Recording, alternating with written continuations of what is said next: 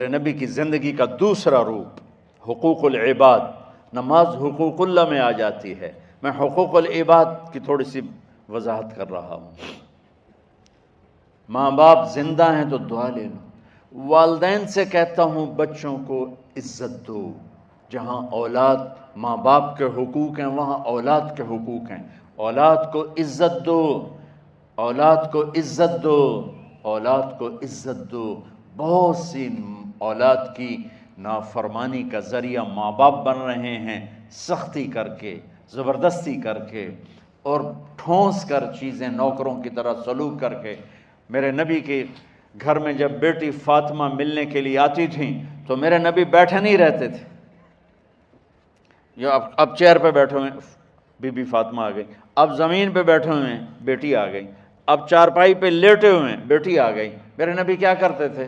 کھڑے ہو جاتے تھے، کھڑے ہو جاتے، ایک دم کھڑے ہو جاتے تھے، اور پھر کھڑے نہیں رہتے تھے، تیزی سے آگے بڑھتے تھے اور حضرت فاطمہ کا ہاتھ پکڑ لیتے تھے۔ یہ والدین غور سے سنو، حضرت فاطمہ کا ہاتھ پکڑ لیتے تھے اور ہاتھ پکڑ کے مجھے دیکھو یوں بوسہ لیتے تھے، بیٹی کا بوسہ لیتے تھے، پھر ہاتھ چھوڑتے نہیں تھے، ہاتھ پکڑے پکڑے لاتے لاتے لاتے ان کو چارپائی پر پہلے بٹھاتے تھے پھر خود بیٹھتے تھے۔ یہ باپ اور رسول ہو کر بیٹی کو یہ عزت دیتے تھے۔ پھر وہ جنت کی عورتوں کی سردار بنی، پھر وہ جنت کے سرداروں کی ماں بنی، پھر وہ اللہ کے شیر کی زوجہ بنی۔ تو والدین سے کہتا ہوں کہ اپنے بچوں کو عزت دو، عزت دو، عزت دو، عزت دو۔ پھر آپ سے زندگی کے بڑے فیصلے ہیں شادی۔ اب لوگ اکٹھے پڑھتے ہو لڑکے لڑکیاں، اپنی شادی کے فیصلے خود نہ کرو، اپنے ماں باپ کے حوالے کرو۔ اس میں شرافت بھی ہے، اس میں برکت بھی ہے، اس میں رحمت بھی ہے، اور اس میں والدین کی دعائیں بھی ہیں۔ کورٹ میرج کو ہوا نہ دو۔ Boy friend girl friend culture ہمارا نہیں ہے۔ میرے نبی کے طریقے میں مرد اور عورت کا صرف نکاح سے تعلق ہے، اس کے علاوہ سب جہنم کی آگ ہے۔ اور والدین سے کہتا ہوں کہ اپنے بچوں سے پوچھ کے رشتے کرو، زبردستی مت کرو۔ میرا معاشرہ بہت سنگین قسم کے جرم کا شکار ہے، بچوں پہ مسلط کر دیتے ہیں، ایتھے ہی کرنی ہے، جٹائیں چی کرنی ہے، بٹائیں چی کرنی، پتہ نہیں آئے کتوں جٹ بٹ۔ چلو تم ناراض نہ ہو، راجپوتائیں چی کرنی، میں راجپوت ہوں، میں اپنی قوم کو بھی رگڑ دیتا ہوں، راجپوتائیں چی کرنی، اگاں کرنی کوئی نہیں۔ یہ ظلم و ستم اولاد پہ مت کرو، اپنی بچی سے پوچھو، اگر بیٹی ہاں کرے تو پھر قدم اٹھاؤ، اگر بیٹی کہہ دے میں نہیں کرنا چاہتی تو وہ نافرمان نہیں ہے۔ اللہ کے واسطے میری سنو، صرف تم نہیں سن رہے ہو، اس کیمرے سے لاکھوں کروڑوں لوگ سن رہے ہیں۔ اگر بیٹا یوں کہہ دے کہ ابا میں نے یہاں شادی نہیں کرنی، میرا جی نہیں چاہتا ہے، تو وہ بیٹا نافرمان نہیں ہے، فرما بردار ہے، اس نے شریعت کا حق استعمال کیا ہے۔ اب ایسا ظلم مت کرو کہ نہیں اتھے ہی کرنی ہے، اتھے گھروں نکل جا۔ زندگی تم نے تو نہیں گزارنی، زندگی تو بچے نے گزارنی، میں قربان جاؤں۔ ایک حدیث سنو پہلے، پھر اگلی بات سناتا۔ ما تزوجت وما زوجت الا بوحی من السماء نزل به جبریل۔ لوگو سنو، میں نے جہاں شادی کی، میں نے جہاں بیٹی کی شادی کی، پہلے آسمان سے جبریل فرشتہ اللہ کا حکم لے کر آیا، پھر میں نے قدم اٹھایا۔ سمجھ گئے میری یہ بات؟ سمجھ گئے سارے؟ اب اگلی سنو۔ حضرت علی فاطمہ کا رشتہ لینے آ گئے، اور جبریل ان سے پہلے آ گیا کہ یا رسول اللہ فاطمہ علی کے لیے ہے۔ باپ محمد مصطفیٰ جیسا ہے، رشتہ مانگنے والا علی جیسا ہے، اور بیٹی فاطمہ جیسی ہے۔ اور آپ پوچھتے ہیں علی کیسے آئے؟ وہ شرم کی وجہ سے کچھ کہہ نہ سکے، چپ۔ آپ کو تو پتہ تھا، آپ نے فرمایا فاطمہ کے رشتے کے لیے آئے ہو؟ کہا جی۔ تو جبریل تنال بیٹھے ہوئے کہ یا رسول اللہ اتھے ہی کرنا ہے۔ آپ نے ہاں نہیں کی، آپ نے کہا انشاءاللہ، اور یہ کہہ کر اٹھ گئے۔ انشاءاللہ نبی کا ہاں ہی ہوتا ہے، لیکن جبریل کے آنے کے باوجود اور اللہ کے کہنے کے باوجود میرے نبی کو بھی پتہ ہے کہ یہ رشتہ یہاں کاتب تقدیر نے لکھ دیا ہے، لیکن امت کو سبق سکھانے کے لیے آپ گھر تشریف لے گئے۔ بیٹی فاطمہ کہا جی یا رسول اللہ، کہا علی کا رشتہ آیا ہے، میں ہاں کر دوں؟ سبحان اللہ۔ میں اپنے دیہاتی بچیوں پہ مجھے رونا آ گیا کہ جنہیں پتہ ہی نہیں ہوتا سانو کہیں نال بندے پہ جانور ہے یا انسان ہے۔ علی جیسا داماد، چلو علی کو چھوڑو، فاطمہ کو چھوڑو، جبریل آیا بیٹھا ہے، جبریل آیا بیٹھا ہے، اس کے بعد فاطمہ سے پوچھنے کی کیا بات ہے؟ جبریل آ کر کہہ رہا یا رسول اللہ، اللہ کہہ رہا فاطمہ علی کے لیے ہے اور علی فاطمہ کے لیے ہے، اور پھر آپ کہتے ہیں بیٹی فاطمہ ہاں کر دو۔ ہماری تو آج کی بیٹیاں انکار نہیں کرتی، چپ کر کے گاں ماج طرح بن چھڑ دین کلے نال۔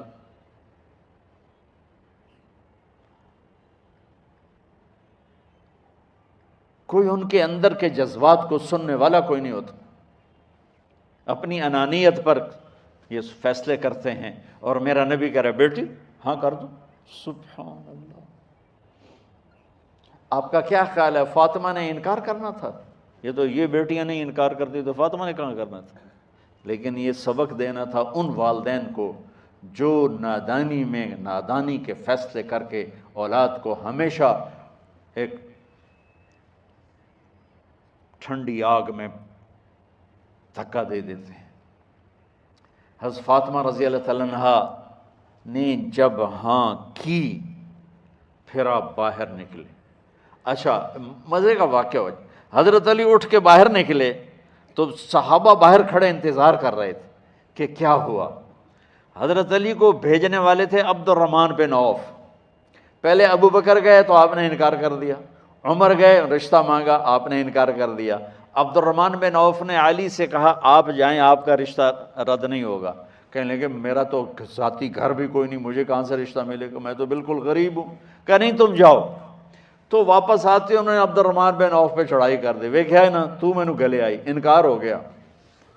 تو صحابہ نے پوچھا کیا ہوا؟ کہا کچھ کہا ہی نہیں، چپ کر کے اٹھ گئے۔ تو عبد الرحمن بن عوف کہنے لگے کچھ بولے صحیح، کہ بس اتنا کہا انشاءاللہ کا تو مبارک ہو، نبی کا انشاءاللہ ہاں ہوتا ہے۔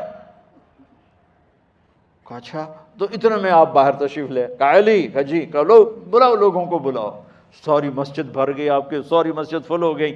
آپ ممبر پہ کھڑے ہوئے علی کو سامنے بٹھایا، کہا لوگو یہ جبریل میرے پاس اللہ کا پیغام لائے ہیں کہ میں فاطمہ بنت محمد کا نکاح علی بن ابی طالب کے ساتھ کر دوں۔ پھر آپ نے خطبہ پڑھا اور کہا کہ علی، ہائے ہائے ہائے، میں نے فاطمہ بنت محمد کو 400 درہم مہر کے عوض تیرے نکاح میں دیا، تو نے قبول کیا؟